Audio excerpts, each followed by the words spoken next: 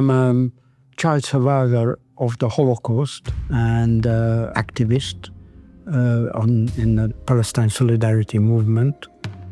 We all had to wear the yellow star from one particular date on. And I didn't, again, appreciate how awful that was, this kind of othering of people. I obviously became very conscious of it and angry about it as something that must never be repeated. And then I think there's an intermediate step that I was visiting relatives in Israel. I was very shocked in what I found in Israel then. That was pre-67 war, an all prevailing sense of racism, really, and militarism combined. And I found that almost all members of my family, some of whom returned from Auschwitz, one particular cousin, and an aunt who was very heroically part of this rescue operation in Budapest and did very brave things. Nonetheless, they all became racists against what they called Arabs. They didn't say Palestinians, they Arabs. And it shocked me completely and turned me against Israel, basically, and Zionism. Well, I've seen some various attacks on Gaza earlier, which were horrible, the destruction of complete blocks of residential buildings as a kind of, again, it was rhymed with the whole experience of humiliation and injustice. And when the most recent attack on Gaza started, I felt this extremely strongly. I mean, there's a total disproportion. And it is a humiliation of our people. It's atrocities and destruction, more than humiliation, but humiliation is involved. And in the way that people are treated when arrested and what's happening in the West Bank, it's continuous humiliation. And I just wonder at how mildly, actually, the Palestinian people are responding. Because any Palestinians I met, either in Israel or here, have not been expressing any bitterness. They want liberation and equal treatment, but they're not bitter. I think it's a wonder, really. They're just an extremely noble people, I think. They have their ambitions, and they will not leave their home territory, no matter how they are bombed. And I think that eventually they will prevail. In the United Nations, the Jewish representative, the Israeli, I should say, representative, before starting to speak, very theatrically put on a yellow star. And it completely shocked me. I think that's an unpardonable misuse of the memory of the Holocaust. And I totally against it. On an infamous day of 18th of January this year, there was, I think, a predetermined hardening and harshness of police behavior against the demonstrations.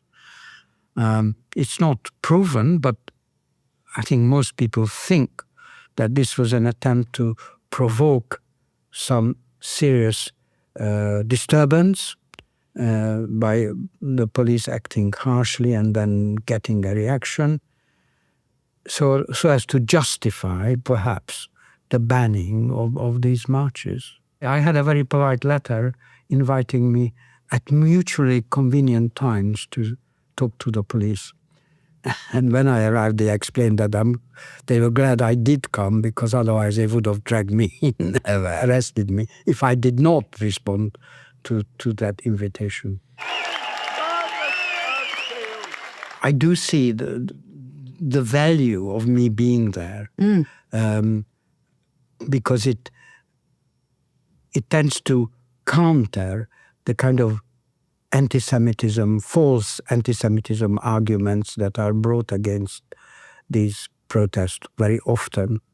And also the some of the established Jewish church synagogues and the chief rabbi trying to create some fear of danger to Jews and anti-Semitism growing because of these marches, and creating and trying to talk in the name of the entire Jewish community, which is another falsehood, because there isn't a homogeneous Jewish community. There are Jews, a large number or a certain number, who are divided in different views and different opinions. I had somebody come up to us and say, "Shame on you, shame on you."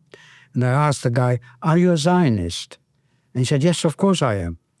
And I said, "Yeah, and do you support a genocide?" And he said, "What genocide?" And I said, "Well, the discussion is terminated.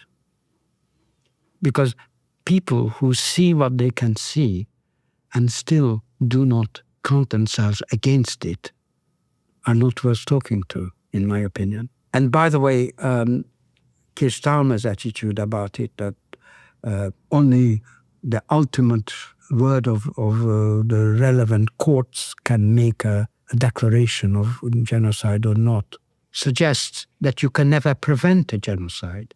Because, as we know, the courts start with saying it's a plausible genocide, and then it goes on for years with evidence and hearings, etc. So you would never be able to actually call out a genocide and intervene and prevent it, which is the point. Just today's news, I read account of 300 died in Gaza for the most intense period of bombing.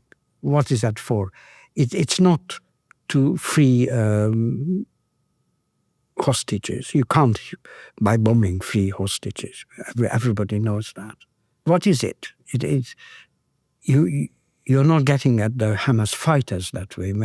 Maybe one and kill 100 with it. It's war crimes, and with the Akrotiri flights and training and diplomatic cover and all kinds of ways, this government is supporting Israel continually, and I think there are no words for it. It's criminal, and individuals and responsible people will answer for it in the long term. Let me be clear: the situation on the ground in Gaza is intolerable on so many levels. And we make that absolutely clear in all of our exchanges with Israel and with other countries. First of all, I want to mention that I got to know him personally, because when he